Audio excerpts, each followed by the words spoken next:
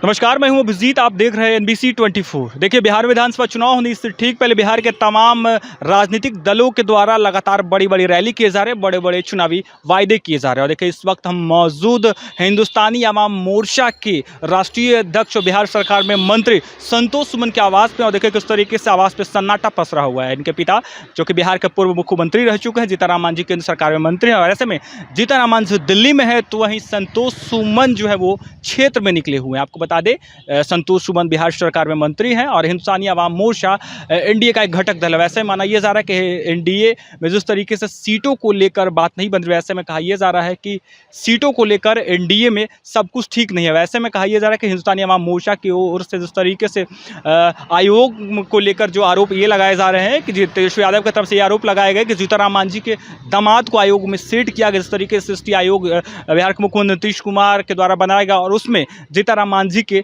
दामाद को उपाध्यक्ष बनाया गया। इसके बाद से नीतीश कुमार पर ये आरोप लगे कि बिहार के मुख्यमंत्री नीतीश कुमार जो है अपने तमाम घटक दल के जो नेता हैं उनके दामाद को सेट कर रहे हैं। वैसे में और देखिए किस तरीके से हिंदुस्तानी अवाम मोर्चा के जो राष्ट्रीय अध्यक्ष संतोष सुमन है, बिहार सरकार में मंत्री, उनके आवास पर मौजूद है। देखिए, संतोष सुमन फिलहाल अपने आवास पे नहीं है क्योंकि बिहार में विधानसभा चुनाव, ऐसे में वो अपने क्षेत्र में है, चुनावी सभाएं कर रहे हैं। ऐसे माना यह जा रहा है कि सीटों को लेकर जिस तरीके से जीतन राम मांझी आए दिन कहते रहे हैं कि दलितों को विकास तब भी होगा जब सदन के भीतर 20 से 25 सदस्य अंदर सदन में होंगे, तब दलितों का कल्याण होगा। ऐसे में कहा यह जा रहा है कि सीटों को लेकर जीतन राम मांझी एनडीए पर काफ़ी समय से दबाव बना रहे हैं। और ऐसे में जीतन राम मांझी के बेटे संतोष सुमन जो है वो फिलहाल उनसे हमारी फ़ोन पे बात हुई। उन्होंने कहा कि हम इमामगंज से इससे पूर्व जीतन राम मांझी विधायक हुआ करते थे और अब जीतन राम मांझी के बहू और संतोष सुमन जो कि बिहार सरकार में मंत्री हैं,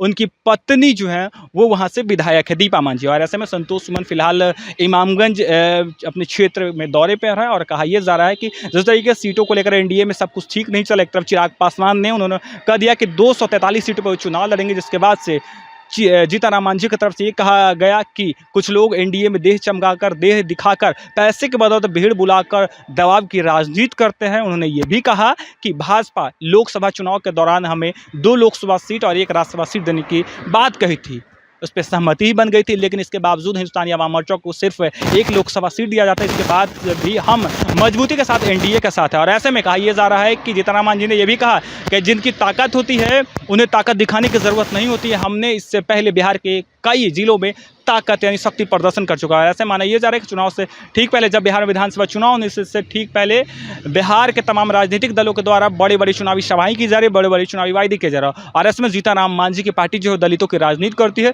दलितों की बात करती है, हमेशा दलित कल्याण की बात करती है।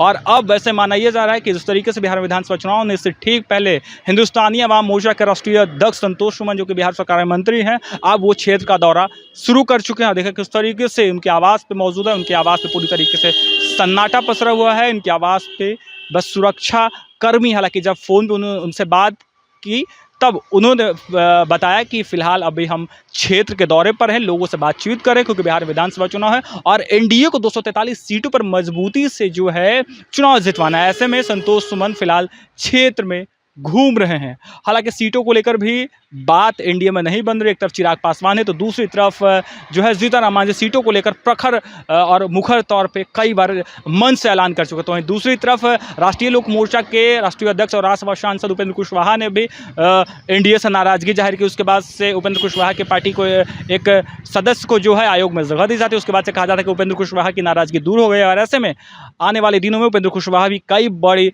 रैली करने जा रहे हैं। और 29 जून को गया में, जो कि जीतन राम मांझी का गढ़ माना जाता है, मगध में जीतन राम मांझी के कई जो विधायक हैं मगध से आते हैं।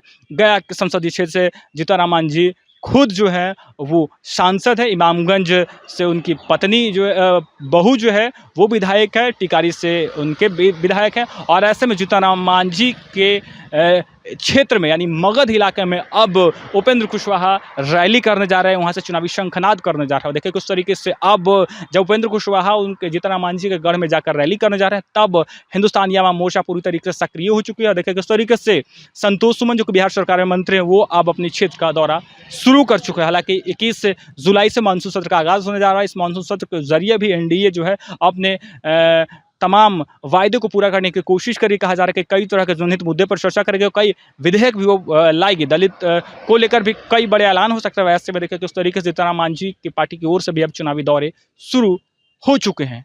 फिलहाल कितना ही, आप देखते रहिए NBC 24 पटना।